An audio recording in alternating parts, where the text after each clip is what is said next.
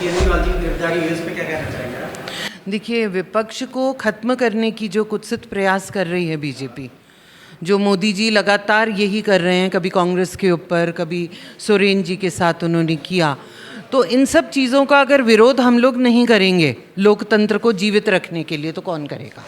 साजिश है। बिल्कुल साजिश है। आप मुझे बताइए, जिस शराब नीति की बात हो रही है, क्या वह एग्जीक्यूशन हुआ उसका? कोई नहीं बोल सकता एग्जीक्यूशन हुआ। सबसे बड़ी बात, दिल्ली के अंदर अगर अपन कुछ भी करते हैं तो वो एलजी साहब की अनुमति के बिना नहीं होता। तो या तो फिर इसके अंदर मोदी सरकार ये बोले कि एलजी भी इन्वॉल्व है क्योंकि उसने हाँ भरी। नीति तो सिर्फ बनाई गई, एलजी को दिखाई गई, उस पर हंगामा हो गया। अगर एग्जीक्यूशन होता तो हम मानते कि हम गए। केजरीवाल जी अब इस्तीफा देगा? देखिए, मैं नहीं सोचती कि उनको इस्तीफा देने की ज़रूरत है। वो जनता के बीच में गए थे और जनता जिन्होंने एक्चुअली उनको इलेक्ट किया, उस जनता ने क्या बोला?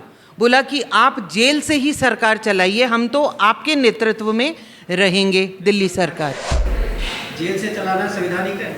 देखिए, संवैधानिक क्या ये है कि आप एक जो चीफ मिनिस्टर है, ऐसा कब हुआ? जब तक चीफ मिनिस्टर रिजाइन नहीं करता है तब तक चीफ मिनिस्टर को आप गिरफ्तार नहीं कर सकते। उनके पास नोटिस आई थी, लेकिन उन्होंने तो हर नोटिस पर पहुंचना जरूरी है।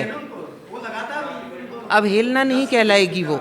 उन्होंने बराबर रीजन दिए हैं कि वो क्या कर रहे थे। 10 लगातार में क्या रीजन होंगे? 10 बार उनके पास मेरे ख्याल से जो उन्होंने रीजंस दिए हैं, कभी 26 जनवरी का, कभी कोई और काम करने का, तो लगातार उनके रीजंस अगर नहीं थे सही, तब क्यों नहीं गई ईडी उनके पास कि आपके रीजंस गलत हैं, आप पंजाब में हो तो मैं पंजाब में जाकर आपको अरेस्ट करते हैं हम लोग, तब क्यों नहीं गई? तब रीज़न मान करके चुप क्यों बैठे रहे? और आप क्या सोचते हैं कि ये जो बीजेपी के लोग हैं, इन लोगों ने कभी अवहेलना नहीं करी होगी? इन लोगों को पकड़ा गया। ऐसा क्या है कि बीजेपी अगर कुछ करती है और बीजेपी जैसे ईडी की कार्रवाई कर रही है और कोई भी जना बीजेपी ज्वाइन कर लेता है तो वो पाक साफ हो जाता है? सिर्फ इसका उत्तर आपके माध्यम से आज बोलते हैं बीजेपी वालों को कि जवाब तो दीजिए। ऐसा क्या है कि ईडी की कार्रवाई होने वाली है और मिर्धा परिवार ज्वाइन कर लेता है और वो पाक साफ हो जाता है? ऐसा क्या है?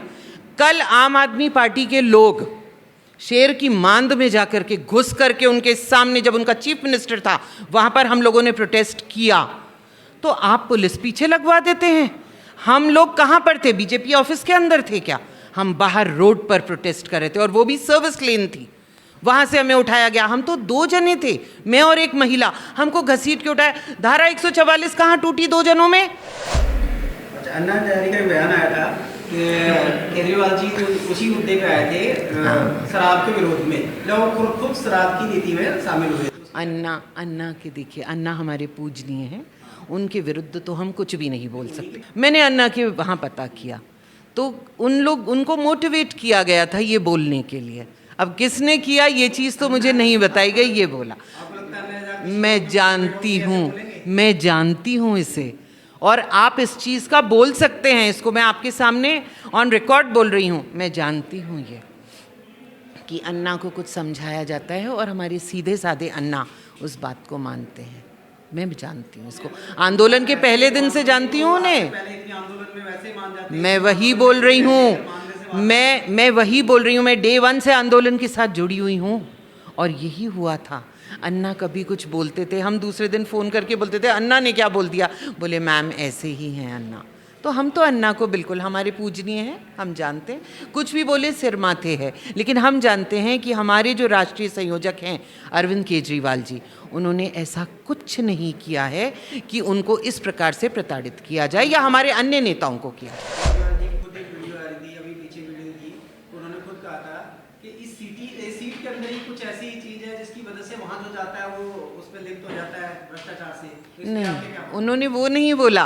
उन्होंने ये बोलने का प्रयास किया कि उस पर दाग लगता है, उस पर उंगली उठाई जाती है। उन्होंने ये नहीं बोला कि ऐसा मैं हो गया हूँ, उन्होंने कतई नहीं बोला। उन्होंने कहा, क्योंकि उन्होंने हमें हमेशा समझाया है कि काजल की कोठरी में भी जाना ज़रूरी है और कालक लगती भी है। हमको कीचड़ में उतरना भी ज़रूरी है अगर हमें सफाई करनी है।